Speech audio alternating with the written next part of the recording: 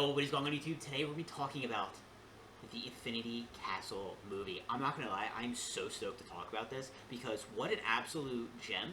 I gotta be honest, when this first dropped, right, when this movie first dropped, I'm so glad it came into theaters for numerous days. I feel like anime movies is kind of just one day.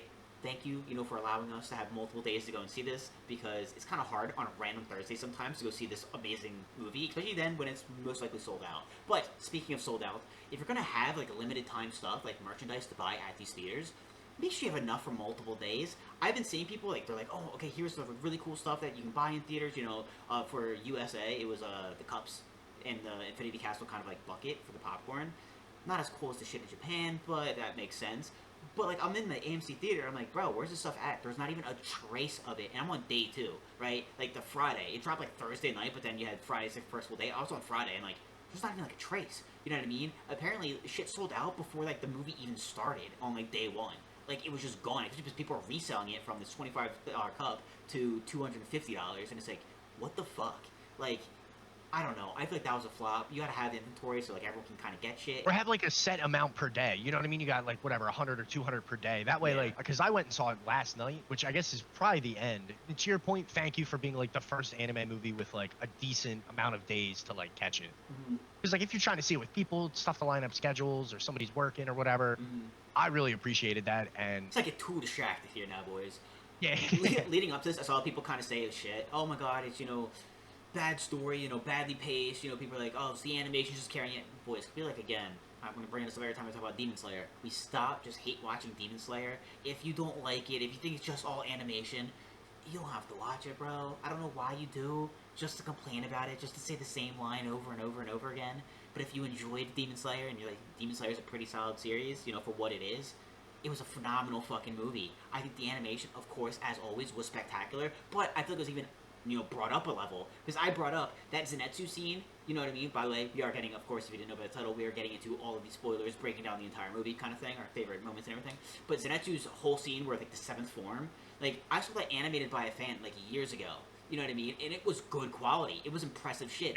They better have been hired by a studio, because that's damn good work you're going to be hiring on. Like, holy, like, they're really good at animating. Like, that's an incredible skill people have with, like, drawing all this stuff and, like, animate. Phenomenal. But besides the point, that scene, I was so excited to see Ufotable, animate, because it's like, bro, someone kind of just called you out. By someone, like, fan animating that, like, making that, like, they kind of threw down the gauntlet, brother. Like, you gonna take that? yeah, I could do this. And Ufotable did not take that shit lying down. They sent a message back. They sent a warning back that, like, hey, be careful. This is how pros take care of business. That whole 7th form, Zenitsu, ending the whole fight, fucking masterful. Phenomenal animation. We're gonna be getting into that later, but, like, I mean, I don't know. I think that this was a really good movie. The only downside I have to it is, like I said, the score. Kind of some of the music felt a little off to me, but again, if you like Demon Slayer, you probably love this movie because I think it delivered. What did you think of it? I thought it was awesome. I think Ufotable has done phenomenal work forever. Like, it's going back to like Fate Zero, which was a long time ago. They were like always ahead of the curve. Mappa has done great stuff. Bone Studio has done great stuff, and other studios. I'm a big fan of Cloverworks. I think Ufotable's the GOAT. They've been the GOAT. They are like the elite standard, and they're the best at doing movies. I mean, that's not to take anything away from like Spirited Away, Howl's Moving Castle, and kind of that like realm. But I think for like major shonens, Ufotable does the best job. So enough of the animation glazing. Like I thought the story was really sick. Like I will say this is probably the first time, and this is just me, that like having read a manga and knowing what happens kind of spoiled it a little bit. Yeah. Because like as hype as I was, it was like, damn, I wish I didn't know like how the Zenitsu fight ends up, or how like we end up beating Akaza. Like there were a few moments it was like, damn, kind of did spoil it for me, but it was still amazing. Just I think to that point when you know it's coming and you're still impressed by it, it's really well done. You are kind of right. Like the music, I think was a little bit like of a non-factor. Like I wasn't like, oh man, like this really adds to it. Because like we've seen that a lot with a few different animes recently. Like probably my 2 favorites are Kaiju #8 and Gachiakuta. Really good soundtracks. Like they've got some like big names in music to do it. Chainsaw Man's first opening was like insanely popular, etc. And I didn't really get that from this movie, but it still didn't detract from it, or it wasn't bad. It was just like kind of like a non-factor, I guess you could say. To me, I think too, I might have been a little spoiled because again, we have a season where we have like Dan to Dan, Kaiju 8, 2B Hero X especially that have pretty great, soundtracks. They have a lot of great Yeah. songs and music kind of like behind the scenes that kind of get, slip in and it's like, oh wow, that really made that moment type of thing. So I think maybe I was a little spoiled, and then we have this movie that doesn't have maybe the greatest. It's might have not been that bad, but it's something just I noticed. I think that the whole story of it though was incredible because I was surprised we got so much, and I thought we'd get more, if that makes sense. Like each of the fights, we got so much. I'm like, oh my god, we're getting like the Kaza fight, of course, so much involved with it. With this whole backstory, and then him kind of turning, and like this whole I used the entire movie pretty much. The other bits were accessories. I didn't expect to get that much, but at the same time too, I'm like, we didn't get the end of the Doma fight.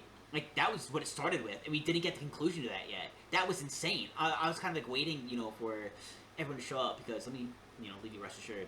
I know you read the manga and it got spoiled for you, but as someone who didn't read the manga, it still got spoiled for me. It doesn't matter if you read it or not. I'm pretty sure we all got spoiled. Yeah, that's a good point. On this entire movie, the movie after that. Like, we already know what happens because this is the most spoiled anime in existence. Like I said, I saw a fucking beautifully made, fan-made animation of the Zenitsu scene 3 years ago. Like, bro, like, it's kind of hard not to be spoiled, so rest assured about that, but I thought so many great moments. The Zenitsu one was, in my opinion, the best for it being also the shortest.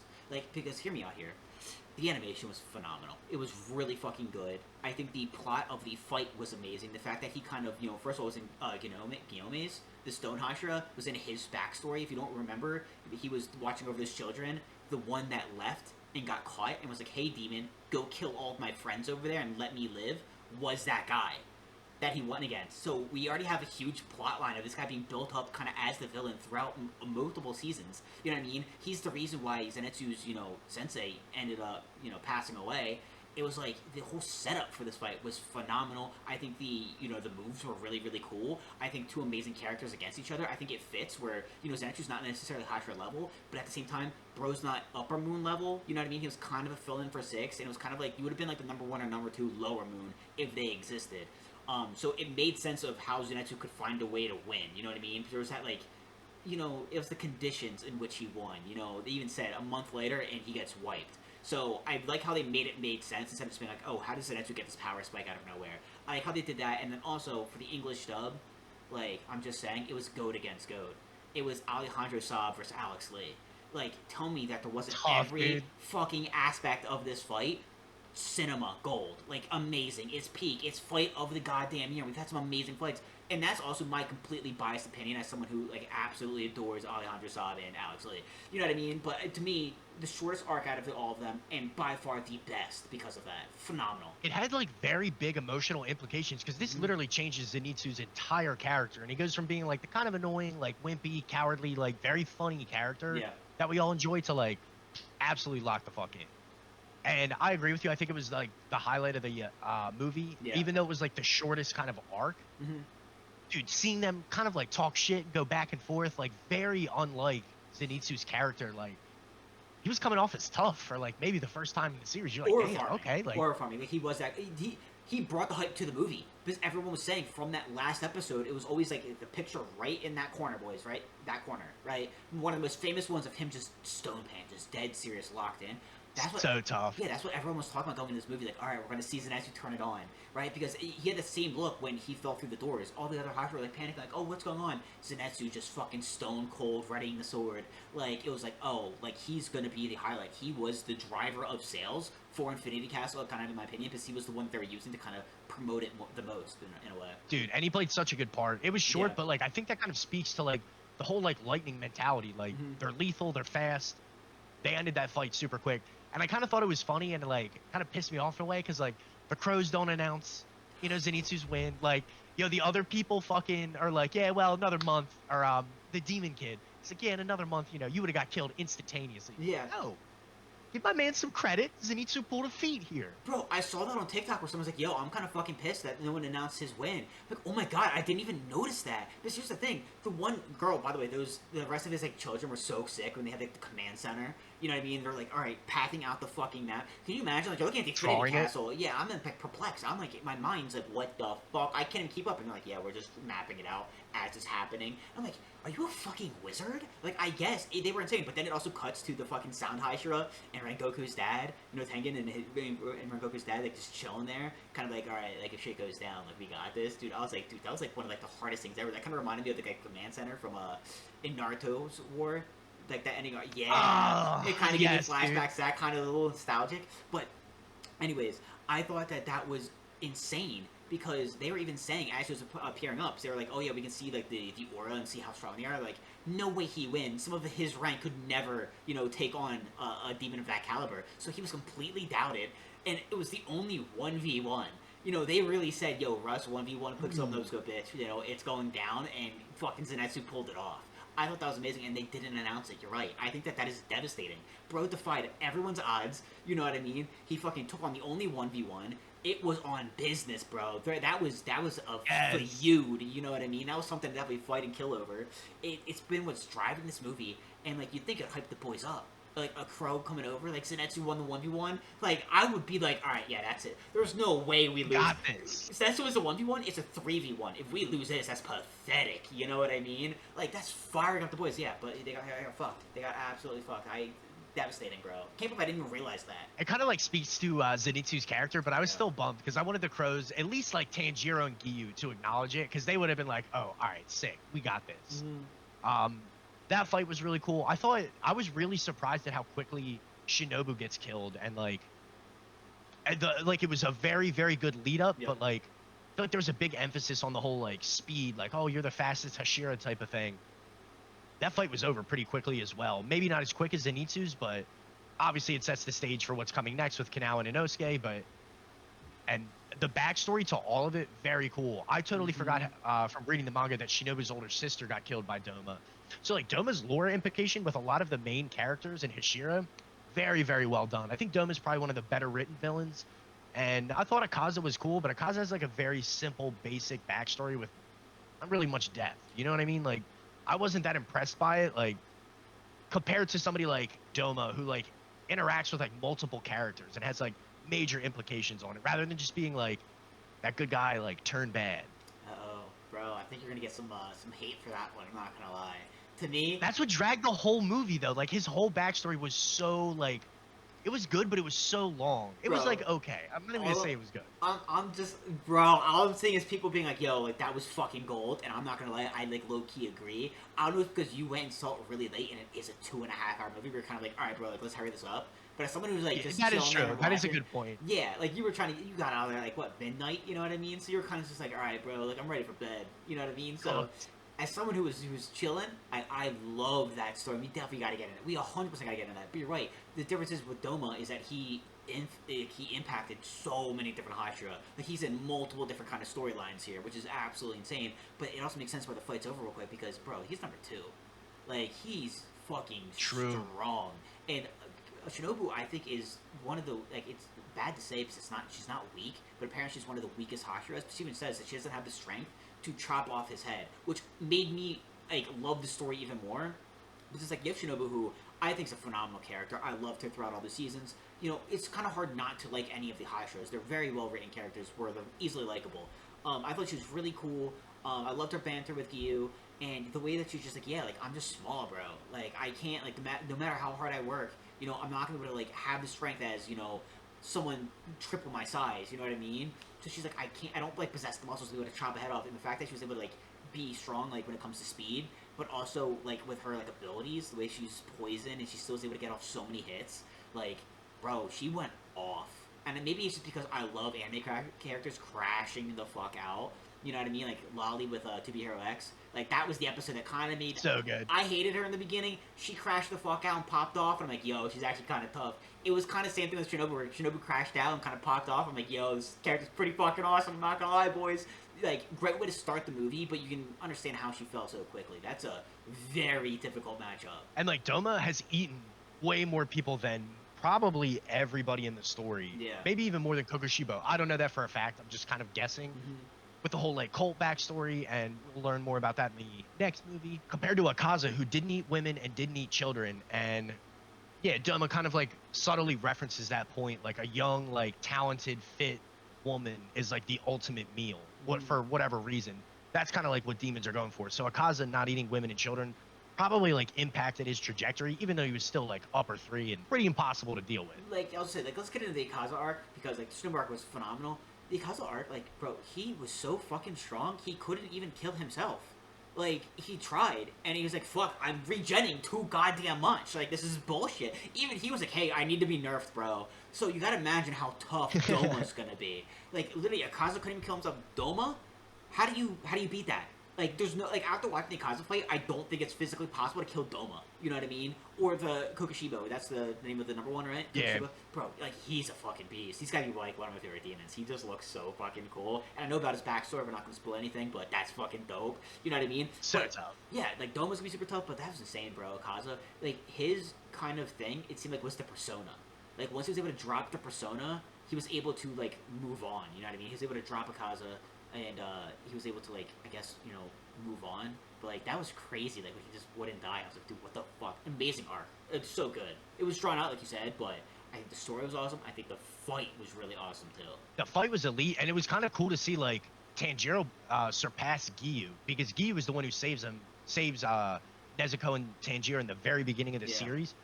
And Giyu has some pretty sick feats in season one. Like Mm-hmm. he's kind of the man, but then you realize like Tanjiro's not only caught up to him, like his battle with Tengen, he was going toe to toe. Like he's Mm-hmm. pretty much kept his own with the Hashira. It's safe to say Tanjiro's like on that level. He surpassed Giyu in this movie. You know, he uses water breathing and sun breathing. I thought that was really sick. But yeah, to your point, like Akaza uses his own move to just like blow a bunch of holes in his body. I was like, holy shit, this guy's for real. Yeah. It's a really good arc. I thought it was dragged a little bit. And I feel like you're kind of right though. Like I had to see it late at night just to make it work with my schedule, and it was a late night. But I'll probably have a rewatch at some point where you can like take your time and like really focus on it Mm-hmm. because this is definitely one of the best fights in the series, if not the best for some people. Well, what's crazy about it too, and it kind of like lets us know that like yeah, him versus Rengoku was never gonna work. Like Rengoku, like No, Akaza's straight up his like 100,000% counter because his whole thing is detecting fights, like their fighting spirit. Wow, I wonder who's the fucking embodiment of fighting spirit. Oh, it's Rengoku. You know what I mean? Like yes, Akaza's straight up his hard counter. Like there's no beating him. He his absolute kryptonite. There's like no getting past that. So very unfortunate for Rengoku. But again, it drew a lot of parallels there where like Akaza's even like, wow, like you've fucking grown a lot since then. Like you were meaningless back when I fought Rengoku. Now you're kind of worth fighting. Like this is impressive. By the way, fucking way to snitch on Giyu. He's a Giyu. Like he's like, what's your name to Giyu? He was like, yeah, I'm not telling you my fucking name. And Tyler was like, ah, Master Giyu? And dude, someone in the theater was like, fucking snitch! dude, that is one of my favorite moments in the whole series. He's just like, yeah, I don't tell my name, Jesus. You know, like typical ice cold Giyu, fucking Tanjiro, and then he's like, Giyu is it? It's like, god damn it, like super super funny moment. And then they do it again where he's like, all right, he doesn't sense you, like cut his head off, and then he screams at him like, Akaza, I'm gonna cut your head off. It's, all right, bro, like just do it. Yeah. Bro, like, it was so funny. I was watching with my sister. My sister, one of the only anime she watches is Demon Slayer. When that scene happened, she was screaming, she's like, why is he saying it? I'm like, it's anime. They always have to announce what they're about to do. Yeah, dude, gotta make that declaration. But Yeah. that another really funny moment in that fight for sure. Bro, that fight was truly incredible. Watching, like you said, like, they even said to about Tanjiro, like, he is at the level of Hashira. And it was cool because Tengen, like, he said it. He saw it before anybody else, in a way. Because Tomioka, he saw it too, like when he first met Tanjiro, and Tanjiro threw the axe, but he kind of hid the movement and sacrificed himself, knowing he was gonna get knocked Ooh, out. yeah. So like, Giyu kind of like saw it coming, but Tengen's the first one who said it. He was like, hey, like, I already have someone who's gonna replace me. And he's like, who? Like, who's gonna replace you? He's like, you know that kid you love to hate? He's like, no way. He's like, Tanjiro didn't survive. He's like, he did. Like, he saw it like at first, and the fact that now Akaza was able to see it and be like, oh shit, like, you really took that next step. Like, you've grown a lot. Like, you're on par. And the fact that he was able to see like the transient state, where it's like that was what Akaza was searching hundreds of years to try to accomplish, and Tanjiro did it mid-fight. Even then, he kind of was like, "Wow, like you've even surpassed me," and that's why he tried to kill himself. He's like, "I lost. Like this isn't fair. Like he straight up beat me. Like imagine beating someone he's so fucking bad. They're like, yeah, I actually can't compete. Like my bad." I thought that was like my favorite part of who like Akaza was. you know, because he has like values and like Hmm. loyalties and stuff. Also, before I get into that, that was definitely Cap. He was like, "Oh, you know, you've grown a lot, Tanjiro." He threw that sword at him from like a long distance. Then he gets scolded by Muzan and absolutely like beats the shit out of his sword. I Yeah. think at the end of season 1 or beginning of season 2, you definitely had it out for him. You wanted this fight, bro. But really, really good. Like the way he fights Tanjiro and like kind of comes to that realization, like he's done this and he's like a teenager, and I've Hmm. been alive for hundreds and hundreds of years and like haven't achieved that yet. Like you beat me. That was the fight. So as he Hmm. starts regenerating, he like feels shame, and it was like, damn, definitely respect for Akaza because we just watched like an hour of that psycho piece of shit Doma, who's like a Yeah. complete degenerate. So I thought that made Akaza a little more personable and like yeah, just kind of that classic like went down the wrong path kind of like backstory. And like I said, it was cool with like Tanjiro too, just getting his flowers. You know what I mean? And it really got acknowledged by a lot of people. But you gotta imagine too, like there was a lot of Hydra that like didn't like him, like Obanai for example, that were just kind of like, hey, like we have all these traumatic backstories dealing with demons and loved ones, and you get to keep yours. Kind of fucking bullshit. You know, having a demon near them makes them sick, type of thing. So he did have people out to get him. You know what I mean? Or people that like didn't agree or didn't sit well, and they're starting to see like, oh wow, like this kid's fucking something. Like he's Even strong. Tokito, even Hmm. Tokito in season 2, like he's very like standoffish cold to everybody Hmm. for specific reasons, but like he is totally won over by Chihiro by the end. And I Yeah. feel like Gyu feels the same way. The Wind Hashira kind of hates everybody, you know what I mean? Hmm. But Genya is low key his buddy. You know what I mean? Tanjiro and Genya passed the test together. So Yeah. like they do have that connection, even though Genya acts like his brother and hates everybody. Hmm. He'll come around too. Don't worry. Everybody loves Tanjiro. Well, not everybody, but a decent amount of people. A decent Yeah, amount of yeah. people. But yeah, that was The swordsmith, and the dude who makes the swords does not love Tanjiro. no. He actually might be Tanjiro's biggest op. Like, bro, he Yeah, dude. despises Tanjiro. Bro, his heart, like his blood pressure is just like gone. He fucking is livid every time Tanjiro's like around. But I mean, Akazu's backstory. I'm not gonna lie. Two things, right? Two things. Yes, like everybody else, I thought it was cinema. It fucking crushed my goddamn soul. It broke my heart, and I was just like, "Fuck, boys!" Like, he won and he lost. You know what I mean? Like when they announced when he was going like talking about his backstory and shit, and you just feel fucking awful for him. And he's like, "Oh yeah, he found like a family, and then they were fucking killed." I was like, "Brother, like I'm like all on your side now." I have a fucking signed Rengoku fucking picture over there. Love Rengoku. I hated Akaza because of that. I'm like, I fucking love the guy. I'm sorry, I fucking love the guy. Absolutely phenomenal, perfect backstory. But also Channing Tatum fucking voicing the sensei, I think is pretty huge for anime. You know what I mean? It's really kind of getting Yes. more and more mainstream. Where you're getting like actors that are like pretty fucking popular that sell a lot of movie tickets. That are like, all right, let's try voice acting. You know what I mean? Getting into it and like being a part of these projects. I think that was fucking phenomenal. And he did a good job. Yeah, that's huge, dude, because names sell box office Mm-hmm. tickets. Like, doesn't matter in what form of entertainment, sports, movies, whatever. Like, a big name will bring people to the box office. And I thought that was sick. Like, Channing Tatum's just like us, you know what I mean? Loves anime, loves Demon Slayer. I thought he did a really good job too. Akaza's backstory was awesome Mm-hmm. in the way that like you feel for him, and pretty much from the beginning of the series, he's painted as like one of the worst demons. Like he kills Rangoku, and like you can't help but hate him. And you know he's upper three, like fuck this guy. Yeah. You get his backstory and like the way his wife, that interaction he has, like she's like, "You've done enough, it's enough." It was like, damn.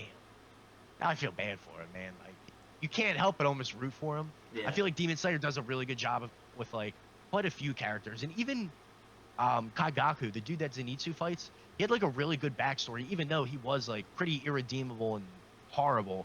Like you can still enjoy the backstory because it's like linked to Gyome and stuff. Like Demon Slayer does a good job of kind of tying some of those stories together. Well, that's what I loved because like you have two characters, right? One backstory is you're a fucking vile piece of shit.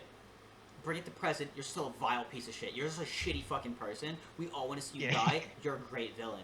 Then we have another villain who is portrayed as like a bad villain. Oh, we hate this guy. We dislike this guy. But then you get the story, and it's like, oh, you're a broken hero. You know what I mean? We got one of each, which is really nice because like you don't want too many of one or the other. You know what I mean? So we have a nice little mix. It's kind of like, yo, they did really well with that. That's a really good point. Like kind Mm-hmm. of it doesn't overdo any of the typical tropes you're gonna see in like shonens. Yeah. Demon Slayer's pretty good at that. I feel like they they're creative enough and they stick with what works. Because let's be real, I love shonen. You don't got to do nothing crazy. Togenki's a very good example of it. Like shonen rocks, and it will always rock. But Mhm. Demon Slayer did a really good job of kind of like intertwining some of the backstories, like not always too heavy or like making a crazy relationship with like the Hashira and these demons. Mhm. Sometimes they're just pieces of shit, but like they did a good job of writing those backstories and giving them like enough impact in the story. Dude, I agree. I think it was fucking crazy.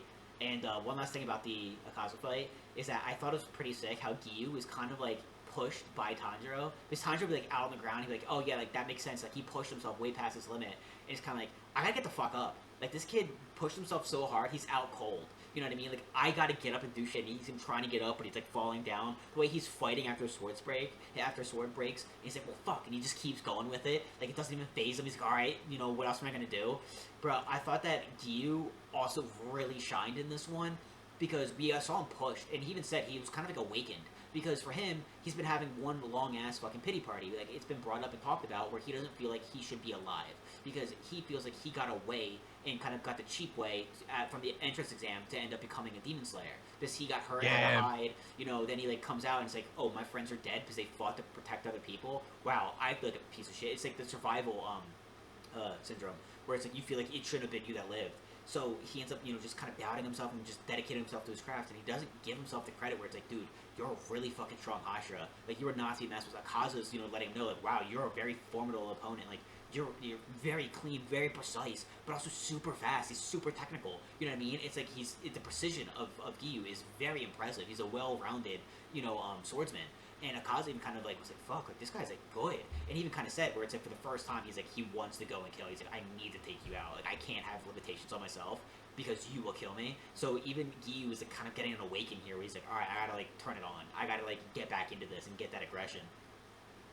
yeah, and it was cool how like that whole motif was kind of emphasized with like the Demon Slayer marks. Like Giyu gets his, we see fucking Tanjiro kind of get his, and a little Mm-hmm. bit about that. Like I thought that was really cool, and like it's been brought up before in other fights with Tanjiro, but like it was cool to kind of see both of them take that next step. And like you're right, Giyu had to kind of achieve more because he felt Tanjiro was like carrying the show, and yeah, this kid is literally going all out. Like I have to step my game up, Mm-hmm. and yeah, Giyu's a super cool character. Like he has a really good backstory. It's hard not to like him. You know what I mean? He's like a classic character. But he did a really good job in that Akaza fight, and it was nice to see him kind of get the treatment that Rengoku didn't. You know what I mean? It was like a very like honorable, like good fight where Rengoku, yeah, it was just kind of outclassed at that point. And part of it was because, like you said, Akaza is like the perfect counter for him.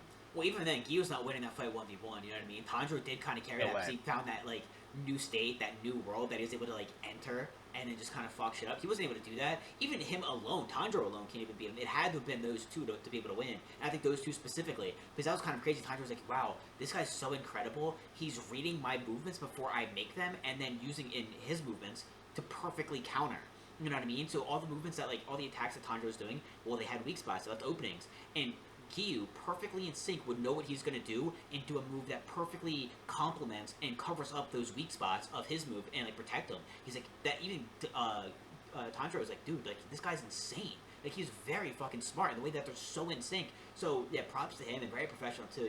Tanjiro wakes up and he's like, "What are you doing?" He's like, "Getting ready for the next fight." You know what I mean? He's already locked in for Yeah, the next one. So I cannot wait to see him get back out there. I hope Tanjiro and Giyu both find another fight in this Infinity Castle because I was surprised that we didn't get all of it. I actually thought we would, and it's kind of crazy how we have a whole another movie with what 2 more fights, upper 2 and upper 1. That's gonna be fucking insane. And I guess we still have the Muzan fight too. So like, wow, the Akaza one, great arc, great fight. The Doma one, the start of that was phenomenal too. I think Shinobu popped the fuck off. Really got some credit there. You know what I mean? Because people like would sleep on her and be like, "Oh, yo, she's like the weakest. Like she can't cut up a demon's head." Like whenever you look at the community, like the power scalings, and like who's better, everyone's like, "Yeah, Shinobu fucking sucks." And Shinobu looks pretty fucking strong to me. I'm not gonna lie, pretty solid fight. And of course, the hard carry, the man himself, the aura farmer, Zenitsu. I mean, let's phenomenal. go. So I think Demon Slayer absolutely killed it here. I'm so excited for the next movie. I don't know when it's gonna come out, but they fucking killed it, and they killed it in the box office, and they made a statement over here in the States. Like it's insane how well it did and surpassed a lot of things. So I'm really excited for the next movie, and I was wrong because it was pirated by a lot of fucking people, like what, like 10 million in like the first weekend it was out in Japan. And I'm like, bro, Yeah, that's gonna hurt sales. Like they should do global at the same time, right? Very close. true. It did not hurt sales, or it did not appear that way. Like it's very impressive. So I cannot wait for this next movie. The first one I have to give an 8 out of 10 as a Demon Slayer fan and as an anime fan. Yeah, I would give it like an 8, 8.5. I thought it was really good. I would imagine it'll probably be like another 2 years or 3 years till we Yeah. get another movie, just because it takes a while for them to make stuff, and I'm sure they'll come out with that Fate series someday. I You got know news what I on mean? that, We by got the way. Episode 2 is coming in January. all right, like 8 months later. I gotcha. Yep. Very good news. They So said like, yeah, they got 2025 other. though, so go fuck themselves. They lied to us. Yeah, facts. Thank you. I was gonna let it slide, but no. So that's sick. But yeah, I would imagine it'll probably take 2 or 3 years. You kind of see that with most of these like big studios. But dude, super excited for the next movie. I think everything about it was amazing. Zenitsu's fight for me was the most exciting, even though it was probably the shortest. Akaza fight was awesome. Great backstory. It was dragged a little bit for me, but I thought Gyu was amazing. Yep. He gets a little bit of a power up.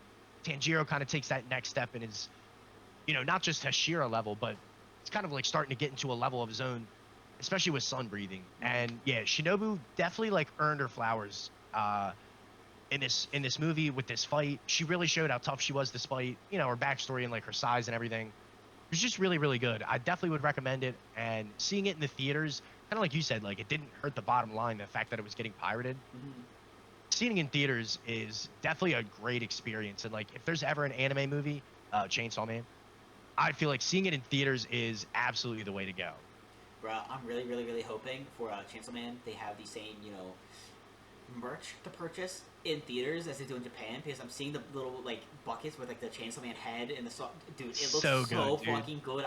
I'd spend $60 on it, like dead ass. Like please just sell it in theaters, have a stock. It looks so fucking cool. I cannot wait for that. But if you guys do like anime, guys, we drop a podcast every single week where we talk about current stuff that is currently coming out. It's a lot of fun. We do previews to what's coming out in the next season. We do check-ins where we're talking about like what is the best animes out right now, and then also sleeper animes, videos on things like this. You know what I mean? The Chainsaw Man movie, we're gonna have a video for that. So if you guys do like anime, you wanna check out some of our other stuff, feel free to, and manga, manhwa. But that is it. I gotta say, phenomenal movie. It really let everybody shine. A lot of great backstories, a lot of amazing fights.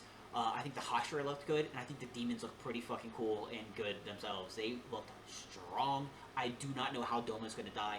Very excited, though, for the second movie, and let us know in the comments down below. What is your favorite or least favorite thing about this movie? I think it did a lot really well, and maybe it lacked in some other areas, because, you saw it late, so that could have influenced it, but you're not wrong in it was 2.5 hours. 2 hours and 35 minutes. That's a movie. That's chunky. That's a sitting. So let us know what you think, because I can see people kind of getting upset by that, but me personally, as someone who also like didn't know everything, it went by pretty quick. Like it was pretty fast. I loved it. Yeah, fair enough. Nah, it was a lot of fun. I think it was a very, very well done movie. Mm-hmm. The next two movies are going to be phenomenal. It's in a really good place right now. I do feel you though. Hopefully, like this was like a good test run for future anime movies. Like have the merch. It's kind of a big deal, and like it's a big like movie box office moment. I loved it, and I thought it was awesome. Like there's like small critiques we have, but overall they did a phenomenal job. And yeah, this is what Demon Slayer is all about. It's pedal to the metal. It's gonna be awesome until the end. And yeah, if you have an opportunity to watch it, I would definitely recommend it. Really, really good. I hope it comes to Crunchyroll soon. Because sometimes like to wait Ooh, a year yes. after theater. So hopefully it comes to Crunchyroll soon. But anyway, guys, we hope you guys enjoyed. Hope you guys enjoyed the video and have a great rest of your week. See you guys later in the peace.